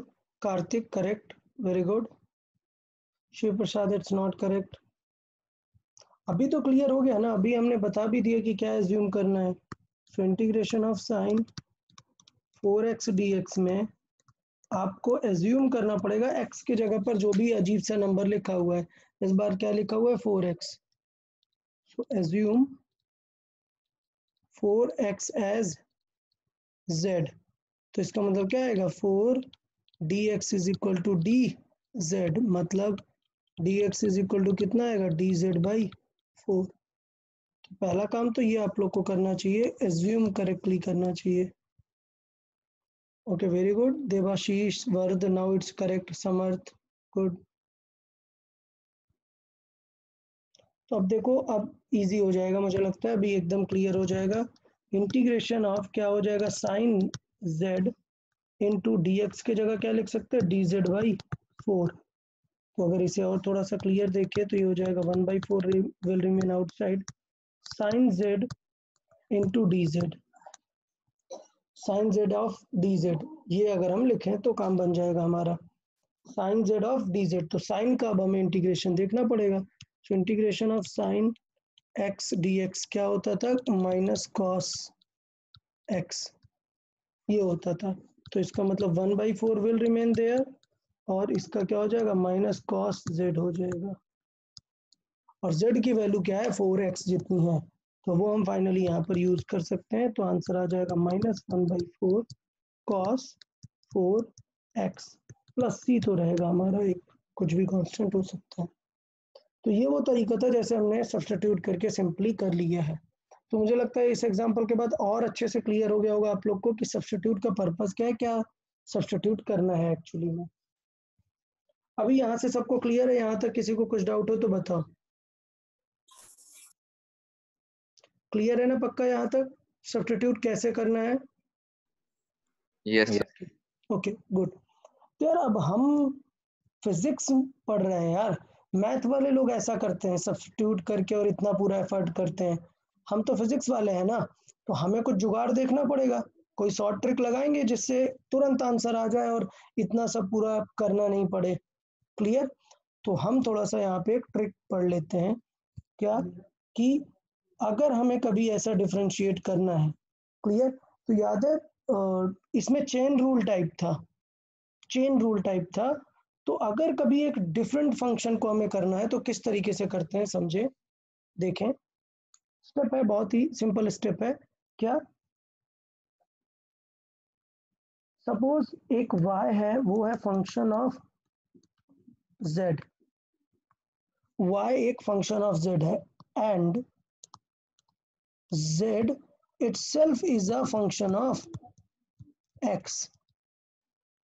मतलब क्या हुआ, मतलब y इज इक्वल टू लिखा हुआ है z स्क्वायर, जबकि z खुद x का फंक्शन है, मतलब कुछ इस तरीके का है, z है 3x + 4 का स्क्वायर, मतलब y कुछ ऐसा अगर लिखा हुआ है। क्लियर? तो हमारा यहाँ पर पॉइंट ये है कि रियल में इनडायरेक्टली तो y dx का ही फंक्शन है, सिर्फ थोड़ा सा डिफरेंशिएशन का इसमें पार्ट में डिफरेंस है। तो ऐसे केसेस में हम देखें कैसे निकाल सकते हैं शॉर्ट तरीके से इंटीग्रेशन। फॉर एग्जांपल ये जस्ट एग्जांपल है, ठीक? तो हम क्या निकाल सकते हैं, देखें पैटर्न क्या है। पैटर्न है, अगर हमें integration of y dx solve करना है, clear, while y is a function of z, तो पता है हम क्या कर सकते हैं, हम इसे लिख सकते हैं integration of y dz, because y is a function of this, upon differentiation of z with respect to x। अभी थोड़ी समझ नहीं आएगा आप लोग को, लेट्स से थोड़ा सा फिर राइट करते हैं, समझे। y एक फंक्शन है z का, तो x के साथ डिफरेंशिएट इंटीग्रेट कर सकते हैं क्या? नहीं कर सकते हैं। y को x के साथ इंटीग्रेट नहीं कर सकते, किसके साथ कर सकते हैं? z के साथ। तो ये एक बनाने का तरीका हो गया कि y अगर dx के साथ है तो हम उसे dz के साथ कर सकते हैं, बट नीचे हमें dz/dx रखना पड़ेगा, मतलब dz का differentiation in terms of x। Clear? अच्छा, ये सिर्फ तभी काम करेगा, ये जो सेटअप हमने बताया, जब dx/dz क्या है, एक कांस्टेंट नंबर है। मतलब पहले इसको हम थोड़ा सा ब्रैकेट कर देते हैं और यहाँ पर लिख देते हैं, इसमें काम की बात यह है, where dz/dx should be constant, मतलब एक नंबर होगा तभी काम बनेगा, यू बाकी जगह पे काम नहीं बनेगा। मतलब मैं लिख रहा हूं, अब आप एग्जांपल के थ्रू समझेंगे वापस से। क्या फॉर्मूला है, सपोज हमें इंटीग्रेट करना है किसी चीज को, लेट्स से सॉल्व, सारे प्रीवियसली जो हमने सॉल्व किए वही कर लेते हैं। क्या था हमारे पास, 3x + 4 टू द पावर 5, ठीक है, 3x + 4 टू द पावर 5। देखना अब हम कैसे डायरेक्ट कर देंगे, solve integration of 3x + 4 to the power 5, clear, dx हमें इसे करना है। तो रियल में मैं बोल सकता हूँ ना कि ये z लिखा हुआ है, समझ आया, ये z टाइप लिखा हुआ है। तो इसका मतलब ये हुआ कि हम इसे कर सकते हैं, हम इसे कर सकते हैं कि ये z का पावर 5 लिखा हुआ है। तो इसे सॉल्व करने का तरीका क्या है, कि आप इसे सॉल्व कर सकते हो integration of z to the power 5 dz upon हमने यहाँ पे एज्यूम क्या किया है, assume 3x + 4 is our z, ये हमने एज्यूम किया था। तो नीचे हमें क्या लिखना है, हमें लिखना है डिफरेंशिएशन ऑफ z, ये हमें रखना है। तो इनडायरेक्टली किया हमने वही है, बट अब हमने थोड़ा सा एक स्पीड में कर लिया है, क्या कि इस नंबर को एज अ पावर n सॉल्व कर दो और उसका डिफरेंशिएशन से डिवाइड कर दो। क्लियर? तो अभी अगर हम इसे बात करें अगर, तो ये लिखा हुआ है z⁵, तो क्या आ जाएगा z⁶/6 अपॉन dz का डिफरेंशिएशन कितना आएगा 3, सो कितना हो जाएगा 1/18 और z⁶, ये आ जाएगा, प्लस c तो रहेगा ही। तो ये एक तरीका है जिससे हमने क्या किया, वो जो नंबर है उसका डिफरेंशिएशन हमने फिर से डिवाइड किया। अब देखना एग्जाम में कैसे करते हैं, ये चीज पूरा लिखने की जरूरत नहीं होती, एज्यूम भी नहीं करना होता है। देखें मैं एक ऐसे ही जस्ट वैल्यू के लिए ले रहा हूँ, आप ध्यान दें। सपोज मैंने लिखा है integration of 8x - 4 to the power 2 dx, बताओ क्या होगा। तो अब आपको लिखना नहीं है, आपको समझ लेना है कि ये हमारा एज्यूम्ड पार्ट है, मतलब समझ लो ना, इसी को मान लो क्या एज अ x, तो x² dx का क्या हो जाता है, ये हो जाता है x³ बट x की जगह पे क्या लिखा है, ये पूरा लिखा हुआ है नंबर, मतलब हो जाएगा 8x - 4 to the power 3/3। तो बेसिकली ये समझो कि ये चेन रूल हो गया। क्या, पहले सॉल्व करेंगे ब्रैकेट, उसके बाद अंदर वाले नंबर का डिफरेंशिएशन का डिवाइड कर देंगे। तो पहले सॉल्व करेंगे ब्रैकेट, इसका देखना आंसर क्या आ जाएगा, इसका आएगा 8x - 4 to the power 3/3 2 + 2 upon differentiation क्या हो जाएगा इसका 8, तो आंसर आ जाएगा 8 × 3 1/24 8x - 4 का क्यूब, ये आंसर हो जाएगा। तो मुझे लगता है इस क्वेश्चन के थ्रू काफी क्लियर हो गया होगा आप लोग को कि किस तरीके से हम आंसर लिख सकते हैं। कैसे लिख सकते हैं, पहले सॉल्व करो कि सबसे बाहर क्या फंक्शन है, उसके बाद अंदर वाले का डिफरेंशिएशन का डिवाइड कर दो। मतलब एक और एग्जांपल ले लेते हैं, जैसा हमने देखा हुआ था, एग्जांपल ले लेते हैं साइन का, जैसे हमने अभी लिखा हुआ था solve integration of sin 4x dx।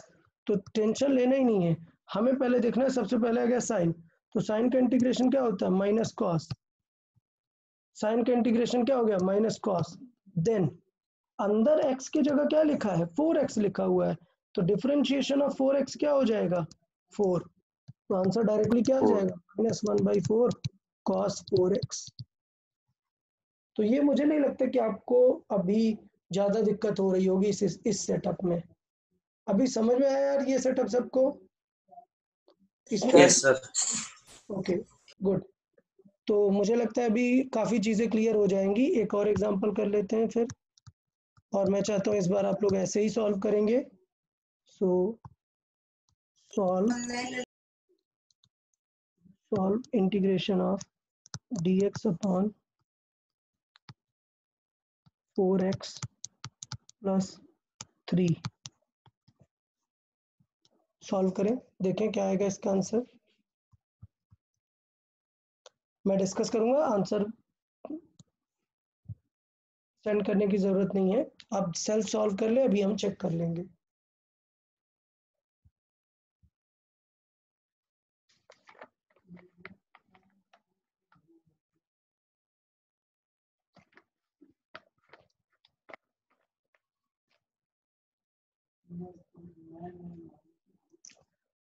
तो हमें समझना है यार कि x की जगह सिंपल ये dx/x नहीं लिखा हुआ है, x की जगह काफी सारी चीजें हैं। तो क्या करेंगे, पहले लिखेंगे इनका जो इंटीग्रेशन आएगा वो आ जाएगा क्या ln, सो ln 4x + 3, बाद में डिफरेंशिएशन रखेंगे वो जो नंबर बचा है इंस्टेड ऑफ x, तो यहाँ पे क्या है 4x + 3, so differentiation of 4x + 3 चाहिए तो मैं पूरा लिख देता हूँ। यहाँ पर आएगा डिफरेंशिएशन ऑफ 4x + 3, तो मतलब अगर हम फाइनल आंसर की बात करें तो वो आ जाएगा ln 4x + 3 डिवाइडेड बाई 4, मतलब दैट इज 1/4।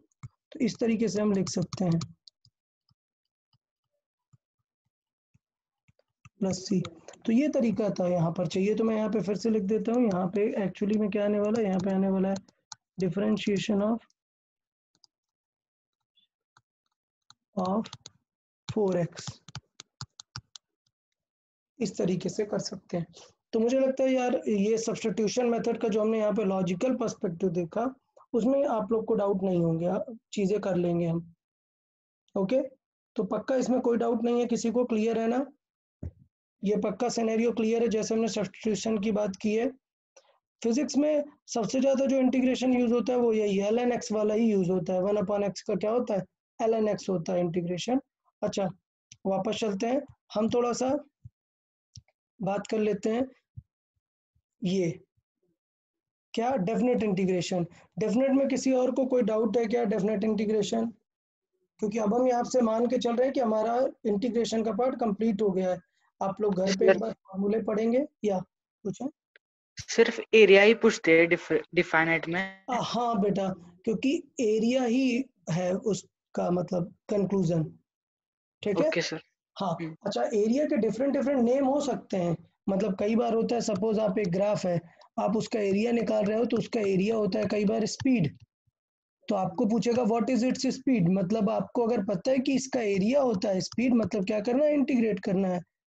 तो वो हम आगे बताएंगे जब हम चैप्टर्स पढ़ेंगे कि किसका एरिया क्या होता है। बट याद रखना, कभी भी एरिया पूछा है मतलब डेफिनेट इंटीग्रेशन करना है। ओके, सो डेफिनेट इंटीग्रेशन का मतलब होता है कि लिमिट में इंटीग्रेट करना, समेशन टाइप। ठीक है? और ये पूरे फॉर्मूले, और ये हमने इनडेफिनेट के कुछ लॉजिक्स देखे। अच्छा, टेंशन नहीं लेना है, डेफिनेट और इनडेफिनेट के फॉर्मूले वगैरह सब वही हैं, सिर्फ बाद में वैल्यू रखनी पड़ जाती है। मतलब जैसे हम अभी के क्वेश्चन की बात करें तो जैसे हमने ये आंसर निकाला सपोज sin 4x, इसमें ही दे सकता था, इसमें ही बोल सकता था कि 2 to 6 तक वैल्यू बताओ। क्लियर? तो यहाँ पे क्या करते हैं, यहाँ पे पहले 6 रखते फिर 2 रख देते, काम बन जाता। तो इस तरीके से हम सॉल्व कर सकते थे, डेफिनेट में कोई हमें दिक्कत नहीं होनी चाहिए। क्लियर? तो यार यहाँ से हमारा बेसिक मैथमेटिक्स कंप्लीट होता है। नेक्स्ट लेक्चर से हम फिजिक्स का चैप्टर 2 स्टार्ट करेंगे, वेक्टर। वेक्टर्स बहुत ही इंपॉर्टेंट है क्योंकि फिजिक्स में बहुत ज़्यादा यूज होते हैं वेक्टर्स। कल के मतलब नेक्स्ट लेक्चर में वेक्टर पे हम बहुत सारी चीज़ें डिस्कस करेंगे। सबसे पहले हम सिग्निफिकेंस जरूर बात करेंगे। तो नेक्स्ट लेक्चर में मैं बताऊंगा कि वेक्टर का सिग्निफिकेंस क्या है, काम क्या है, और बाकी सारी चीज़ें डिस्कस करेंगे। अब थोड़ी सी बात कर लेते हैं टेस्ट की। तो अगर हम टेस्ट की बात करें, सो टेस्ट में किस किस सेगमेंट में से हम क्या क्या टाइप के क्वेश्चन एक्सपेक्ट कर सकते हैं वो थोड़ा सा डिस्कस कर लेते हैं। जैसे अगर हम स्टार्टिंग में बात करें तो पहले हमने ट्रिग्नोमेट्री में डिफरेंट हाइट और ये सारी वैल्यूज निकालना देखा। तो ऑफ कोर्स इस पे बेस्ड क्वेश्चन आ सकते हैं कि किसी भी वैल्यू से रिलेटेड क्या क्या काम हम कर सकते हैं, ये जो हमने हाइट्स और डिस्टेंस मेजर की। फिर हमने रेडियन में एंगल पूछा, वो भी पूछा जा सकता है आपसे। फिर हमने डिफरेंट क्वाड्रेंट पे एंगल निकालना सीखा, तो वो भी बहुत इंपॉर्टेंट क्वेश्चंस बन जाएगा। सपोज cos 53 की वैल्यू, तो ये सारी याद होनी चाहिए, बट पूछ लिया cos 500 की वैल्यू, तो फिर फाइंड करनी पड़ेगी आपको। तो यहाँ पर हमने बहुत सारी वैल्यूज डिस्कस की हैं, sin 300, cos 330 और ये सारे सेटअप, तो इस पे बेस्ड क्वेश्चन जरूर रहेगा। फिर हमने क्विक रिवीजन भी देखा था कि जल्दी से कैसे आंसर निकाल सकते हैं। फिर उसके बाद हमने कुछ स्पेशल फॉर्मूले बेस्ड देखे थे कि यार कुछ डिफरेंट एंगल अगर निकालने हैं तो कैसे निकाल सकते हैं, तो इन पे बेस्ड भी क्वेश्चन आ सकता है। फिर sin 2 theta, cos 2 theta, tan 2 theta, इन पे बेस्ड एग्जाम्पल भी आ सकते हैं। फिर इनके हाफ एंगल पे बेस्ड एग्जाम्पल भी आ सकते हैं। हाफ एंगल पे बेस्ड मतलब लेट्स से 35 गिवन है, 70 पूछा है, मतलब क्या पूछा है, 2 थीटा पूछा है, या फिर 70 गिवन है, 35 पूछा है, मतलब वही हाफ वाला पूछा हुआ है। तो इस तरीके से ये हाफ और इस पे भी क्वेश्चन रहेंगे, तो ये भी फॉर्मूले आपको ध्यान देने हैं। फिर साइन रूल है, इस पे भी क्वेश्चंस बन सकते हैं कि डिफरेंट साइड कैसे निकालनी है, साइन रूल को कैसे यूज करना है, कॉस रूल को यूज कैसे करना है, ये सारे पे बेस्ड क्वेश्चन आ सकते हैं। इक्वेशन सॉल्विंग पे तो ऐसे नहीं आएगा क्योंकि ये ऐसे यूज होता है, तो इक्वेशन सॉल्विंग कहीं ना कहीं पे यूज हो जाएगी। तो ये जो क्वाड्रेटिक के सॉल्विंग कर रहे हैं हम, ये क्वाड्रेटिक का हमने क्वाड्रेटिक का फॉर्मूला दिया हुआ था यूजिंग अ पर्टिकुलर फॉर्मूला, तो वो आपसे पूछा जा सकता है फॉर्मूले का यूज करके। क्यूबिक इक्वेशन नहीं आएगा, क्यूबिक हमें कभी फिजिक्स में ऐसे ज़रूरत नहीं पड़ती है। टू वेरिएबल इक्वेशन सॉल्व करने को ऐसे डायरेक्ट नहीं आएगा, बट किसी क्वेश्चन के थ्रू पूछा जा सकता है। बाइनोमियल थ्योरम बहुत आ सकती है, कैसे बाइनोमियल से डिफरेंट डिफरेंट वैल्यूज निकालते हैं वो सब। अच्छा हाँ, एक चीज़ मैं बताना भूल गया, क्योंकि कुछ लोग क्या ट्राई करते हैं, बाइनोमियल को कैलकुलेटर से सॉल्व कर देते हैं, एग्जाम में गूगल यूज करते हैं। तो पहली बात यार, ऐसा नहीं करना है, पॉइंट 1 कि ऐसा नहीं करना है। नंबर 2, मैं ट्राई करूंगा कि क्वेश्चन इस तरीके से रखा जाए कि कैलकुलेटर की वैल्यू और रियल वैल्यू डिफरेंट हो।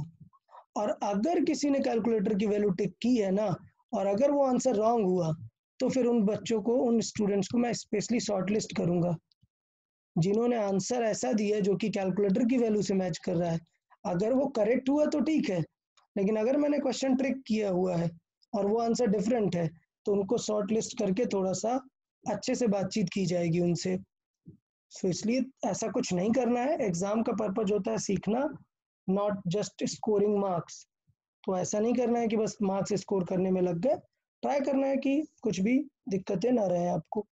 फिर लॉग ऑपरेटर है, लॉग से भी क्वेश्चन आ सकता है डिफरेंट डिफरेंट। लास्ट टाइम भी हमने 1-2 क्वेश्चन दिए हुए थे जो फेमस वैल्यूज हैं, जैसे 2, 3, 5, 2, 3 और 7, ये कुछ वैल्यूज याद होनी चाहिए। फिर सीरीज क्वेश्चन पूछे जा सकते हैं, लास्ट लेक्चर में मैंने पूछा था। ज्योमेट्री से तो थोड़ा बहुत ही पूछा जा सकता है कुछ, क्योंकि ज्योमेट्री ऐसे यूज होता है, आप ऐसे उस पर पर्टिकुलर सेपरेट क्वेश्चन नहीं बनाते हैं। तो ज्योमेट्री पे में भी अगर होगा तो फिर पूछेंगे, नॉट अ प्रॉब्लम। फिर ये डिफरेंट एरिया, डायगोनल, ये सब, इन सब पे क्वेश्चंस भी पूछे जा सकते हैं।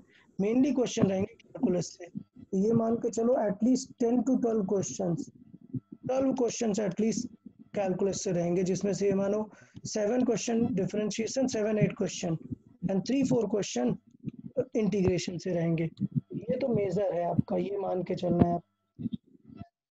ओके इंटीग्रेशन डिफरेंशिएशन बहुत अच्छे से आना चाहिए, ठीक है। तो ये पूरा पार्ट हो गया। अच्छा, अब एक पॉइंट और नोटिस करना है, एक पॉइंट और सब लोग ध्यान दें। एग्जाम के समय, एग्जाम के टाइम पे 2-3 टाइप ऑफ प्रॉब्लम्स आ सकती है। नंबर 1, कुछ लोग को लॉगिन में प्रॉब्लम आती है। क्यों? क्योंकि कुछ लोग ईमेल से लॉगिन करते हैं। यार ईमेल से लॉगिन नहीं करना है, मोबाइल नंबर से लॉगिन करना है, नंबर 1। नंबर 2, लॉगिन करने के बाद कुछ लोगों को पेपर जब स्टार्ट करते हैं, प्रोसीड करते हैं जब पेपर अटेम्प्ट करके, तो कुछ लोगों का जो वो रिलोडिंग का रेड सर्किल होता है वो घूमता रहता है। क्लियर? तो देखिए यार, उसका मैक्स टाइम है 1 मिनट। अब 1 मिनट, अगर 1 मिनट से ज़्यादा रिलोड हो रहा है, दैट मीन्स इधर सर्वर पर लोड ज़्यादा हो गया है, और पॉसिबिलिटी है कि इंटरनेट कनेक्शन आपका वीक हो रहा है। उस केस में क्या करना है, फिर से रिलोड कर देना है पेज को। अगर 1 मिनट से ज़्यादा यूज़ हो रहा है तो फिर से आप रिलोड कर दें। और पेपर स्टार्ट करने के पहले ये जो रेड सर्किल घूमता है, यही मेन इंपॉर्टेंट पार्ट है। इसी पे पेपर क्या होता है, पूरा सर्वर से डाउनलोड होता है आपके मोबाइल पे। तो इस टाइम पे इंटरनेट आपका अच्छा होना चाहिए। अगर ज़्यादा टाइम लग रहा है तो आप वापस से रिलोड कर दें। प्रॉब्लम नंबर 3, कभी कभी क्या होता है, प्रॉब्लम नंबर 3, कि कभी कभी कोई क्वेश्चन दिख नहीं रहा, सपोज आपको, मीन्स प्रॉपर रिलोड नहीं हुआ बट पेपर स्टार्ट हो गया आपका।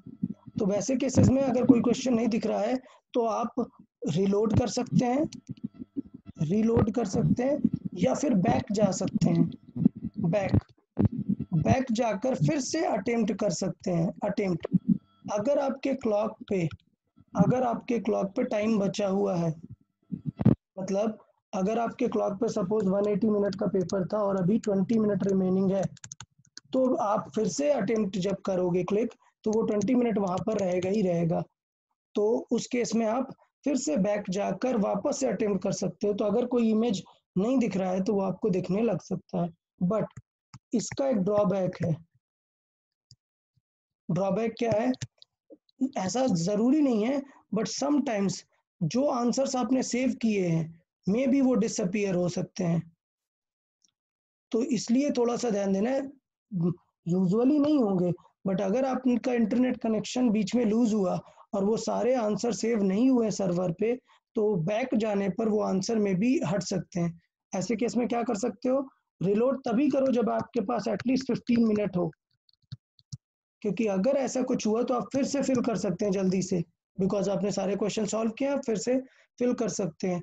तो बैक बटन जाना एकदम लास्ट क्राइटेरिया हो, अगर आपको रिलोड करके नहीं काम बन रहा है तो बैक बटन दबाना है। ठीक है। Issue number 4, submit.